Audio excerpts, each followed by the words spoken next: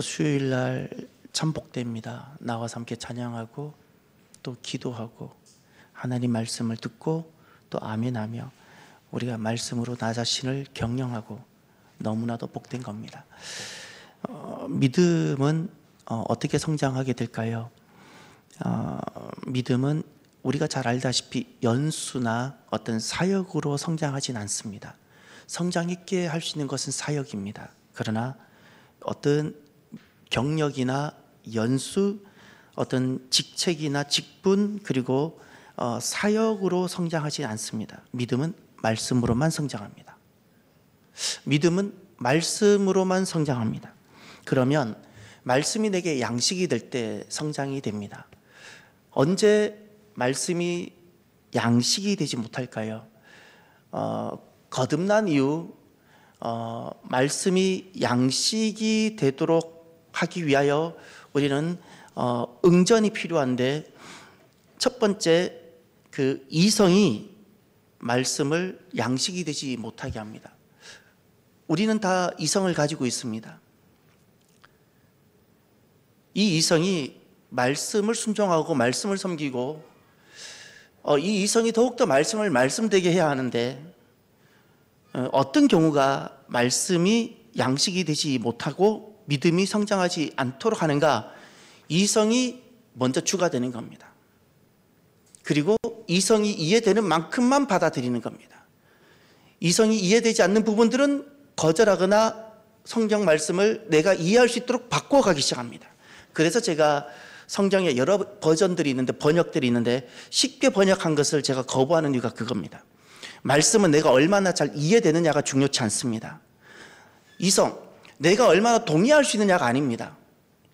사람은 결코 하나님을 다 이해할 수 없는 존재입니다. 우리는 하나님은 하나님이시라는 존재를 자꾸 잊어버리고 내가 다 할 수 있을 거라는 생각을 자꾸 합니다. 그렇지 않습니다. 하나님은 하나님이시고 나는 사람인데,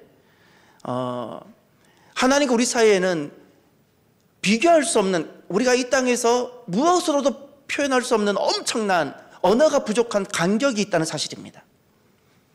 그런데 사람들이 이성으로 내가 하나님과 같은 자리에 이르러 보고 싶어하는 이것들, 이런 부분들, 하나님께서 우리에게 주신 이성은 매우 매우 소중한 선물이고 건강하게 사용되어져야 합니다. 그러나 이 이성은 말씀을 섬기고 하나님을 섬기는데 사용되어져야 합니다. 이성이 주가 되면 성장하지 못하고, 여성보다 남성이 훨씬 더 이성적 존재이다 보니까 제가 지금까지 목회하거나 신앙생활하면서 왜 남자들의 믿음이 성장하지 않는가? 간단합니다. 이성 때문입니다. 이성이 잘못됐다는 것이 아니라 내가 이성으로 이해가 되면 받아들여지겠는데 안 받아들여진다는 겁니다. 그래서 성장하지 않는 겁니다. 또 하나, 두 번째가 오늘 본문입니다. 바로 행위입니다. 말씀이 내게 양식이 되지 못하는 두 번째 이유가 내가 하고 싶은 겁니다. 내가 이루고 싶은 겁니다. 내 힘으로 하고 싶은 겁니다. 이제 오늘 말씀이 내게 양식이 되지 못하는 그 두 번째 이유에 해당되는 말씀이 오늘 나오는데, 그 말씀을, 행위와 관련된 말씀을 오늘 21절에 이렇게 표현하고 있습니다. 내게 말하라. 율법 아래에 있고자 하는 자들아, 율법을 듣지 못하였느냐? 여기 율법 아래에 있고자 하는 자들, 율법 아래에 있고자 하는 자, 율법 아래에 있다. 자기 스스로 율법적 삶을 살겠다는 겁니다. 복음과 율법이 있습니다. 갈라디아에 있어서 말하는 율법은 구약 성경에 주님께서 계시해 주신 계시의 말씀을 뜻하는 것이 아니라 내 행위, 복음을 반대하고 복음과 대립되는 개념으로 자기 행위, 자기 의를 뜻하는 겁니다. 오늘 여기 지금 21절에 율법 아래에 있고자 하는 자들, 이것은 자기 행위, 자기 의로 신앙 구원 이후를 살아가고자 하는 바로 그 사람들 말하는 겁니다. 구약 성경에 나오는 구약에 주님께 주셨던 그 율법을 붙들고 살아가겠다는 그런 뜻이 아닙니다. 그러면 이 지금 21절에 율법 아래에 있는 자라고 했을 때 그 율법과 반대되는 개념으로는 무엇을 설명해야 되는가? 신약이 아니고요, 복음입니다. 구약의 율법과 그 개념이 아니었기 때문에 여기서는 복음입니다. 복음이란 하나님의 행위입니다. 행위인데 하나님의 행위, 이것이 은혜로 주어졌기 때문에 복음은 그래서 선물이고 은혜라고 말하는 것입니다. 율법은 자기 의지만 복음은 하나님이 하셨기에 하나님의 의입니다. 인류의 불행의 시작은 하나님께서 하시다 하나님의 의, 하나님의 행위를 자기 행위로, 자기 의로 전환시킨 것에서 인류의 불행이 시작됐습니다. 그것이 선악과 사건이고, 이제 하나님 말고 내가 하고 싶다는 겁니다. 내가 하려고 하는 겁니다. 인류의 행복의 시작은 바로 예수 그리스도입니다.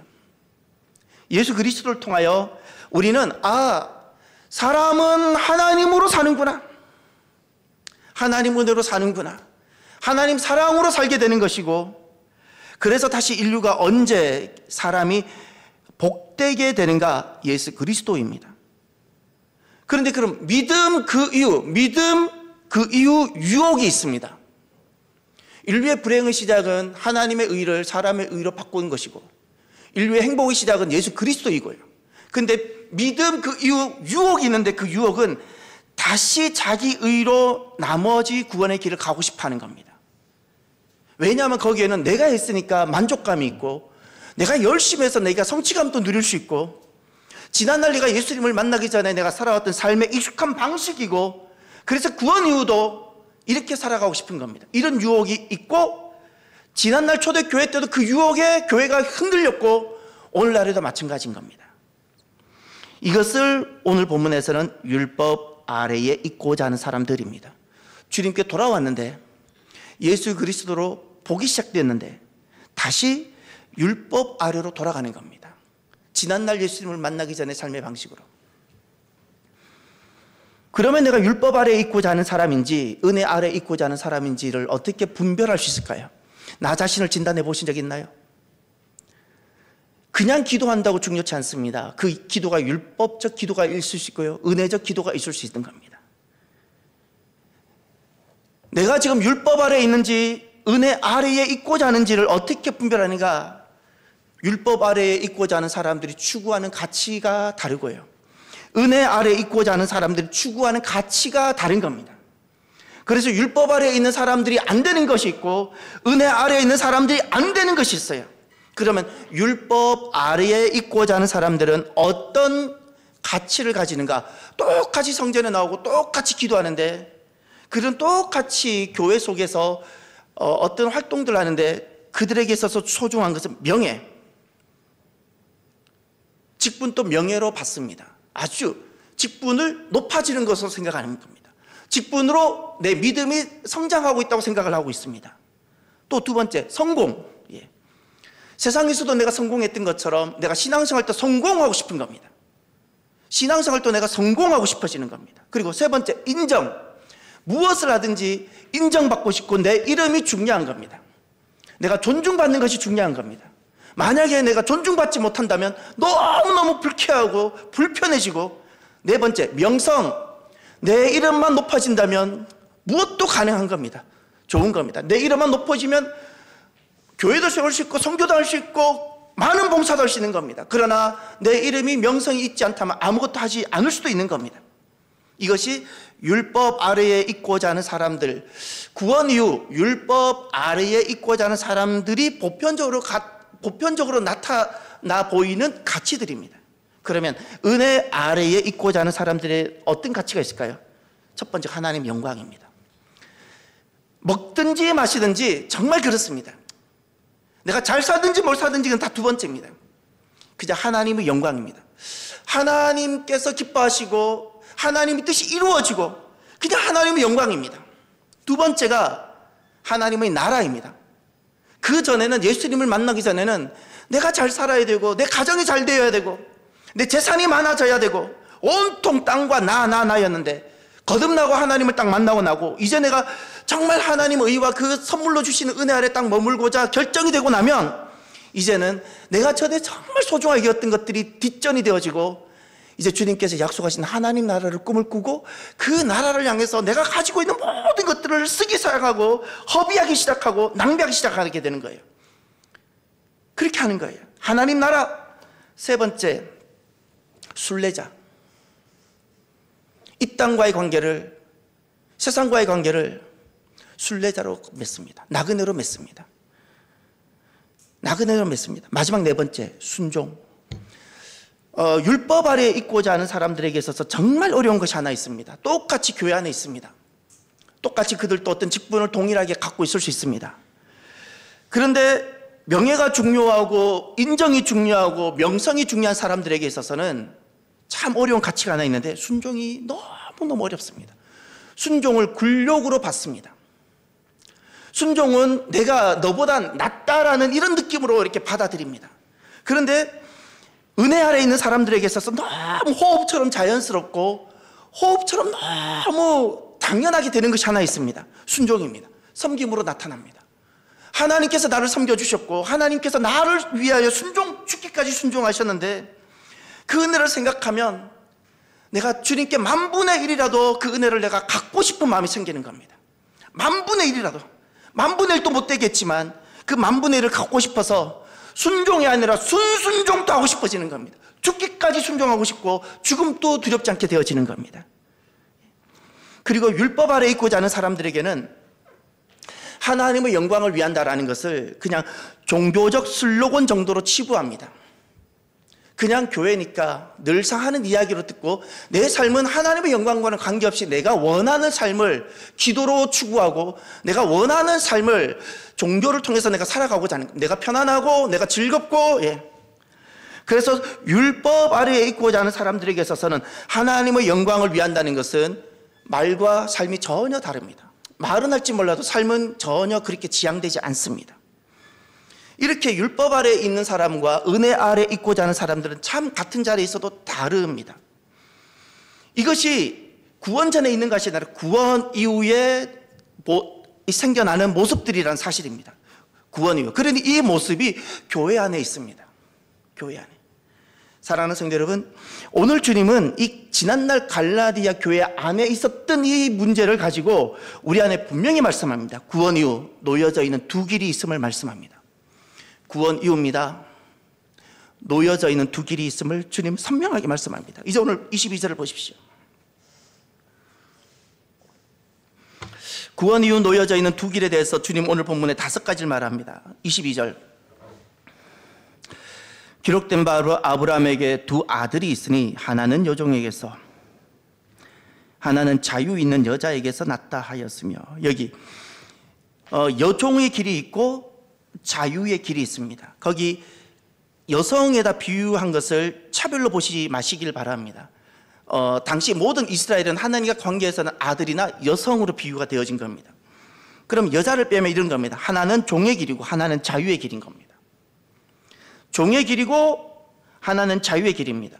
구원 이후입니다. 구원 이후 사람들은 정말 주님께서 주셨던 자유의 길을 걸어가는 사람이 있는가 하면 다시금 이리 매이고 저리 매이고 내가 불안하고 내가 두렵고 그런 염려와 근심을 갖고 있는 내가 주인이 된 그 길, 이 종이라는 것은 노예의 삶을 말하는 것이 아니라 내가 주인이 되기 때문에 오만 가지 근심과 걱정을 다 가지고 안고 살아가는 그 길을 말하는 겁니다.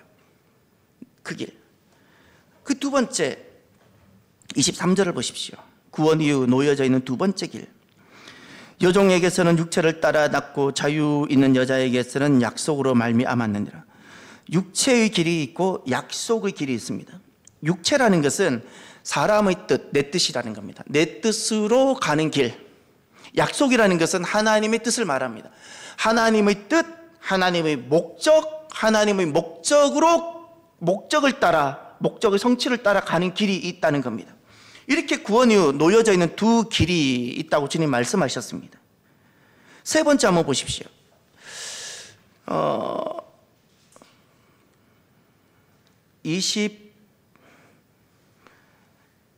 어디를 보셔야 되냐면 24절부터 26절까지인데, 이것은 비유이니 이 여자들은 두 언약이라. 하나는 신의 산으로부터 종을 낳은 자니 곧 하갈이라. 이 하갈은 아라비아에 있는 신의 산으로서 지금 있는 예루살렘과 같은 곳이니 그가 그 자녀들과 더불어 종로로 타고 오직 위에 있는 예루살렘은 자유자니 곧 우리 어머니라.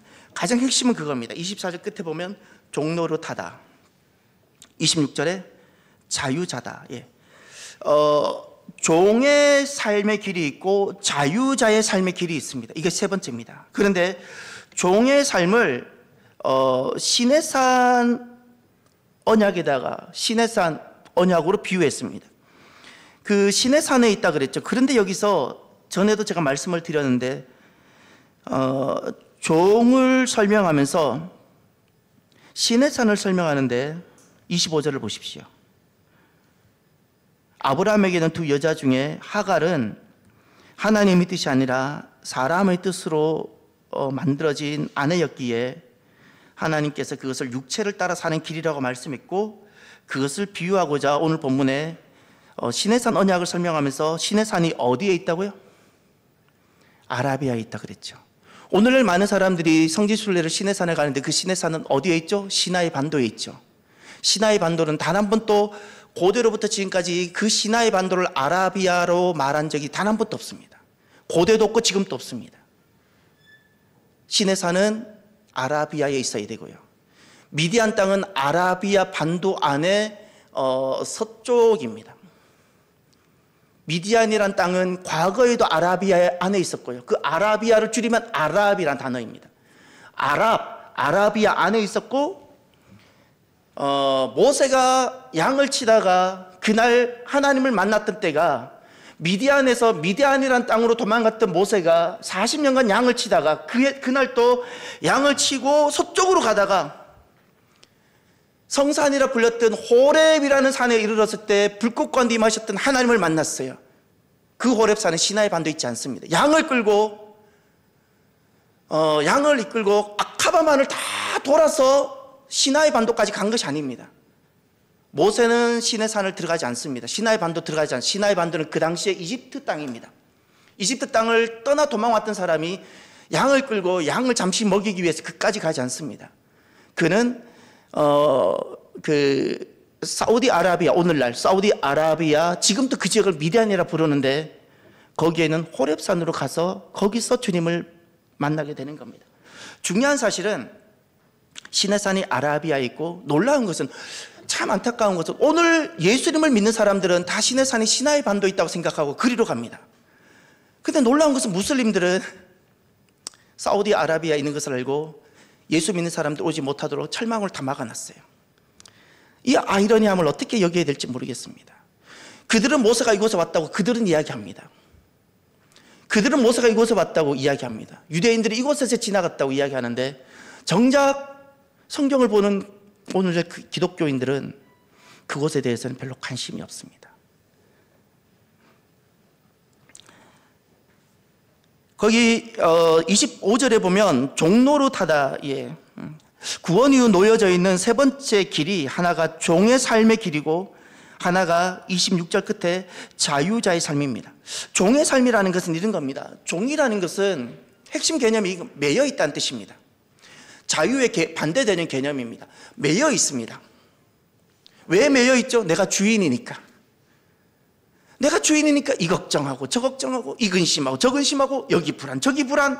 이것이 바로 종의 삶입니다. 불안, 걱정, 염려. 종의 삶을 살게 되면, 내가 주인이 되어서 살아가게 되면 나타나는 가장 대표적인 거죠. 불안, 염려, 걱정.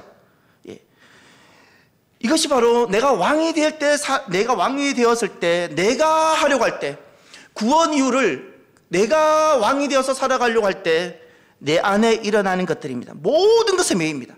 자녀가 도리어 걱정이 되고 근심이 되고, 선물로 주었더니 자녀에게 매어버립니다. 남자에게 여자를 주었더니 여자에게 매어버립니다. 직장을 줬더니 직장에 매어버립니다. 다 근심과 걱정과 불안으로 다. 근데 자유자의 삶이라고 있습니다. 자유자의 삶은 구원 이후 자유자의 삶을 걸어가는 그 길이 또 있는데, 그 길은 여전히 그때도 하나님이 왕이신 겁니다. 내가 잘 살고 못 살고의 문제가 아닙니다. 하나님이 왕이시고 나는 하나님 백성이고 나는 하나님의 자녀인 겁니다. 하나님이 왕이시기 때문에 나는 그 안에서 나는 매우 평화롭고 평강입니다. 평화로운 그 개념이 아니라 평강입니다. 중요한 개념이 그겁니다. 똑같은 사건과 시즌이 그에게도 찾아옵니다. 그런데 그에게는 샬롬이 항상 있습니다. 불안과 염려와 이것들이 다 도말되어지는 겁니다. 여러분, 나는 지금 종의 삶의 영향이 더 큰지 자유자의 삶의 영향이 더 큰지를 한번 돌아보시길 바랍니다. 구원 이후 우리에게 놓여져 있는 길이 딱 두 가지입니다. 오늘 저와 여러분들이 똑같이 코로나를 경험할 수 있고, 똑같이 암을 경험할 수 있고, 똑같이 여러 가지 사고 위험에 다 직면하고 있는 것이 똑같지만, 주님 때문에 하나님이 내 왕이시고 내 생명의 주권자이시며 내 모든 것의 전부이시기 때문에 주님 때문에 평안할 수 있는 사람이 되기를 바랍니다. 네 번째입니다. 구원 이후 놓여져 있는 두 길이 있습니다.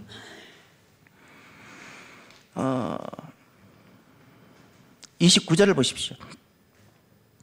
그러나 그때의 육체를 따라 난 자가 성령을 따라 난 자를 박해한 것 같이 이제도 그러하도다. 거기 보면 두 가지 놓여져 있는 길이 또 보입니다. 육체를 따라 사는 길, 그리고 성령을 따라 사는 길. 이건 구원 이후입니다. 구원 전에는 불가능합니다. 그런데 구원 이후 어떤 유혹이 있는가 하면 육체를 따라 살고 싶다는 겁니다. 이 육체를 따라 살고 싶다는 것은 다른 것이 아닙니다. 내가 왕이 되고 내가 주가 되고 내가 원하는 신앙생활을 하고 싶다는 거예요. 내가 원하는 교회를 만들어 보고 싶다는 거예요. 내가 원하는 또 반대로 성령을 따라 난 길이, 성령을 따라 사는 길이 있습니다.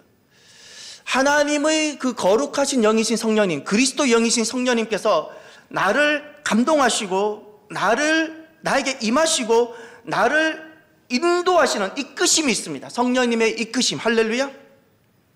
그러면 어떤 사람은 기도를 하는데 내가 원하는 삶이 되도록 기도하는 사람이 있는가 하면, 누구는 나를 주님께 맡겨드리고 오늘 또 내가 이렇게 어둡고 잘 못 알아듣고 못 보는 내가 성령님의 그 말씀, 세미한 말씀에 내가 민감하게 듣고 성령님의 이끄심에 내가 한 걸음이라도 순종하고자 그렇게 기도하는 사람이 있다는 거예요.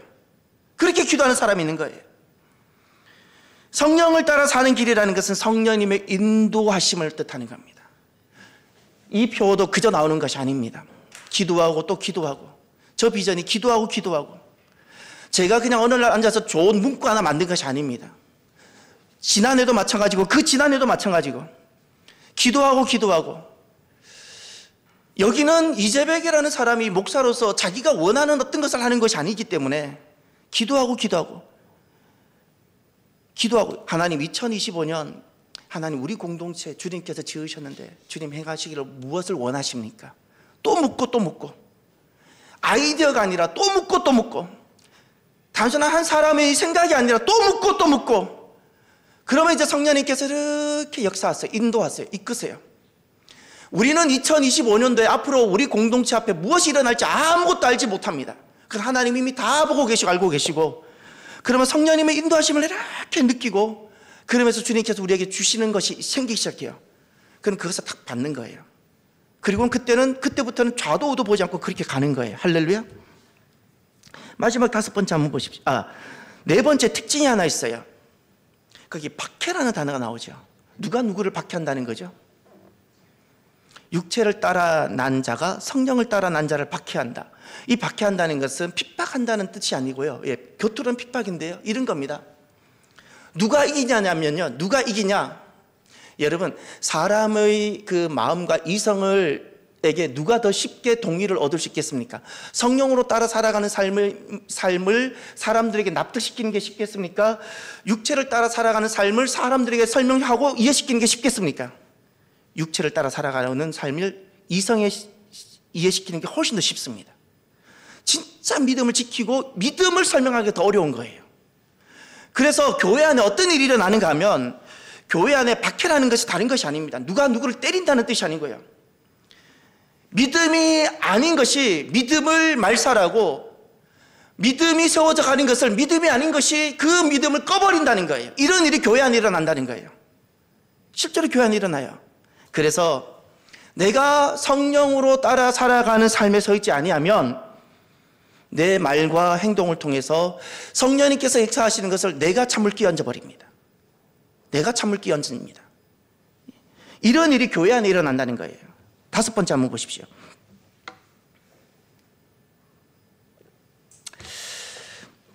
그러나 성경이 무엇을 말하느냐? 여종과 그 아들을 내쫓으라. 여종의 아들이 자유 있는 여자의 아들과 더불어 유업을 얻지 못하리라. 그런즉 형제들아, 우리는 여종의 자녀가 아니요 자유 있는 여자의 자녀니라. 아멘. 주님께서 마지막으로 구원 이후 놓여져 있는 두 길 때문에 단호하게 말씀하신 것이 하나 있습니다. 내쫓으라. 내쫓으라. 그것은 여종과 그 아들이라 그랬습니다. 여종과 그 종됨, 그러니까 그 아까 우리가 무슨 종의 삶, 여종과 종의 삶으로 살아가는 그 모든 방식, 그 모든 가치관, 그 모든 세계관을 내쫓으라는 겁니다. 내쫓으라고 주님 말씀하셨어요. 왜냐하면 겉모양은 다 믿음인 것 같지요. 그 모양은 다 어떤 종교적인 것 같고 기독교적인 것 같고, 주님은 30절 하반절에 분명히 이렇게 말씀하셨습니다. 유업을 얻지 못한다. 믿음이 아니라는 겁니다. 마지막에 가보면 다 허망하고. 그래서 31절에 이렇게 말씀하셨습니다. 그런지 형제들아, 우리는 마지막을 보십시오. 자유 있는 여자의 자녀니라. 우리는 자유인의 자녀라. 우리는 자유인이라는 겁니다. 이 자유라는 것은 내 마음대로 한다는 뜻이 아닙니다. 복음이 주는 그 은혜 안에서 누리는 자유를 말합니다. 하나님이 주인이시기에 내가 이 땅에 많은 결핍과 부족함이 있어도 그 안에 누리는 자유를 말하는 게, 할렐루야. 하나님이 왕이시기에 왕의 통치 아래서 내가 누리는 평강을 말하는 거예요. 하나님이 하나님이시기에 내가 이 땅에서 순례자로 살아가는 그 평강과 자유를 말하는 거예요. 자유를. 오늘 저와 여러분들이 하나님이 왕이시기에, 하나님이 하나님이시기에 누리는 그 자유와 그 평강을 결코 빼앗기지 마시기를 바랍니다. 그리고 교회 안에 반드시 도전들이 있을 텐데 그 도전들을 꼭 견디고 이겨내시기를 바랍니다. 오늘 말씀을 마무리하면서 저는 두 군데 말씀을 보고 싶습니다. 지난주 오늘 말씀을 준비하면서, 오늘 말씀을 대하면서 가슴이 뛰었는데, 먼저 신명기 30장을 한번 돌아가 보십시오. 신명기 30장. 신명기 30장 가셔서 15절 한번 가보십시오. 모압 언약의 말씀입니다. 신명기 30장 15절에 가시면 310년 보라, 내가 오늘 생명과 복과 사망과 화를 내 앞에 두었나니. 여기서 너가 누구이죠? 출애굽 2세대, 이미 이스라엘 공동체 안에 들어와 있는 이들, 우리로 말하면 교회 안에 있는 성도들. 근데 주님은 이렇게 말씀하셨습니다. 생명과 복과 사망과 화가 내 앞에 있다. 두 길이 있다고 말씀하셨어요. 두 길입니다. 이스라엘 공동체가 된다고, 교회 공동체가 된다고 한 길이라고 여기지 마십시오. 우리에겐 유혹의 길이 있다는 사실입니다. 그래서 주님께서 16절에 이렇게 말씀하셨어요. 곧 내가 오늘 내게 명령하여 내 하나님 여호와를 사랑하고 그 모든 길로 행하며 그의 명령과 규례와 법도를 지키라. 우리가 걸어가야 될 길은 자유인의 길인데, 그 자유인의 모습이 이겁니다. 하나님을 사랑하고, 하나님께서 제시하셨던 나의 길을 내가 즐겁게 걸어가고, 하나님의 모든 명령과 규례와 법도 하나님 말씀을 내가 지켜가고, 할렐루야. 내가 원하는 삶이 아니고요, 하나님의 말씀, 하나님께서 나에게 주신 나만의 길, 그리고 내가 하나님만을 사랑하며 걸어가는 그 길, 이것이 자유인의 모습이라고 말씀하셨어요. 절대 자기 사랑하지 않고요, 내가 원하는 길을 걸어가지 않고요, 내가 원하는 어떤 것을 가져 들어오지 않습니다. 그래서 그 19절을 한번 보십시오. 이렇게 말씀하셨어요. 내가 오늘 하늘과 땅을 불러 너희에게 증거를 삼노라. 내가 생명과 사망과 복과 저주를 내 앞에 두었은즉. 또 두 길이죠. 생명과 사망이란 두 길, 갈림길, 복과 저주라는 갈림길이 우리 앞에 있다고 말씀하셨어요. 너와 내 자손이 살기 위하여 무엇을? 생명을 택하라고 말씀하셨어요. 내 하나님 여호와를 사랑하고 생명을 택하는 우리가 걸어가야 되는 자유인의 그 길은 하나님을 사랑하는 겁니다. 다른 것이 아닙니다. 내 이름을 사랑하고 나 자신을 사랑하고 내가 원하는 것을 사랑하고가 아닙니다. 하나님을 사랑하는 겁니다. 말씀을 청종하고, 이게 순종입니다. 말씀을 순종하고 천종하고 또 그를 의지하고,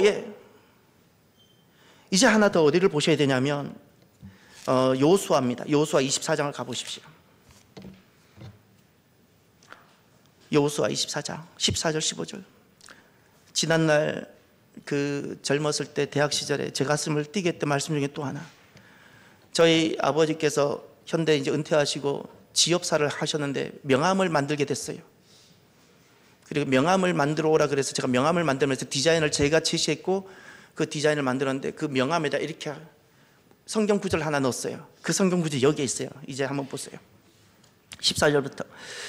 그러므로 이제는 여호와를 경외하며 온전함과 진실함으로 그를 섬기라. 너희의 조상들이 강 저쪽과 애굽에서 섬기던 신들을 치워 버리고 여호와만 섬기라. 만일 여호와를 섬기는 것이 너희에게 좋지 않게 보이거든 너희 조상들이 강 저쪽에서 섬기던 신들이든지 또는 너희가 거주하는 땅에 있는 아모리 족속의 신들인지 너희가 섬길 자를 오늘 택하라. 두 길인데 어느 것을 택하시겠냐는 거예요. 그런데 여호수아는 남아있는 그가 주님 앞에 가기 전에 남아있는 세대들에게 분명히 이렇게 말합니다. 오직 나와 내 집은 여호와를 섬기겠노라. 제가 그 아버지께서 명함을 만들어 달라고 하셨을 때 거기 명함에다가 밑에다가 이렇게 넣었어요. 나와 내 집은 오직 나와 내 집은 여호와를 섬기겠노라. 이 말씀을 넣었어요. 우리는 이 길을 걸어가겠다는 거예요. 내가 지업사를 하든 내가 무엇을 하든 나는 이 길을 걸어가면 지업사를 하고 난 이 길을 걸어가면 목회를 하고 난 이 길을 걸어가면 장로를 하고 나와 내 집은 여호와를 섬기겠노라. 나는 이 길을 걸어가겠다는 거예요. 이 길을. 여러분 잊지 마십시오. 두 길이 있습니다. 두 길. 나는 지금 걸어가는 길이 어느 길입니까? 나는 여호와를 섬기는 그 길을 걸어가고 있습니까? 아니면 나를 섬기고 내 이름을 위하여 걸어가는 그 길을 걸어가고 있습니까? 오늘도 저와 여러분들이 자유인으로 살아가기를 바랍니다. 주님께서 죽으시면서 우리에게 주신 이 자유를 잃어버리지 마시고요. 이 자유를 빼앗기지 마시고요. 주님 주시는 그 평강, 그 기쁨, 하나님이 왕이시기에 그분이 내 아버지시기에 자녀로서 누리는 모든 자유를 누리며 당당하게 이 세상을 걸어가는 저와 여러분이 되기를 주의 이름으로 축원합니다. 기도합시다. 오늘 나에게 주신 말씀을 가슴에 새기고요. 우리 교회가 그리고 오늘 우리들이 이 두 가지 이 길 앞에 실현해서 당당히 통과하고 성장해가는 자유인의 길을 걸어가는 생명의 공동체가 되도록 기도해 주시길 바랍니다. 기도합시다. 할렐루야. 하나님 아버지 참으로 감사합니다. 하나님 아버지 참으로 자유의 길을 걸어가는 우리들이 주여 되게 하옵소서. 내가 원하는 어떤 가치들이 아니라 주님께서 말씀하셨던 바로 그 말씀들이 나의 가치가 되어지고 주님께서 말씀하셨던 그 길이 나의 사명, 나의 삶의 길이 되어지며 하나님 아버지 하나님의 영광이 나의 가치가 되어지고 하나님 나라가 나의 가치가 되어지며 하나님 이렇게 자유인으로 살아가는 우리의 남은 여정이 주여 되게 하옵소서. 육체를 따라 살아가는 길이 아니라 성령님을 따라 살아가는 길이 주여 되게 하여 주시며 육체를 따라 살아가는 길이 너무 익숙할지라도 하나님 우리들로 하여금 성령을 따라 살아가는 길에 점점 익숙할 수 있도록 우리를 가르쳐 주시며 우리를 깨어닫게 해주시고 하나님 우리를 이끌어 주시옵소서. 하나님 깨어있게 하여 주시옵소서. 이름만 기독교인이 아니라 진짜 살아있는 그리스도인들이 주여 되게 하여 주옵소서. 진짜 믿음이 무엇인지 알게 하여 주시고 교회라는 울타리 속에만 있지 않게 하시고 진짜 살아있는 자유인이 주여 되게 하옵소서. 하나님 참으로 감사합니다. 하나님 감사합니다.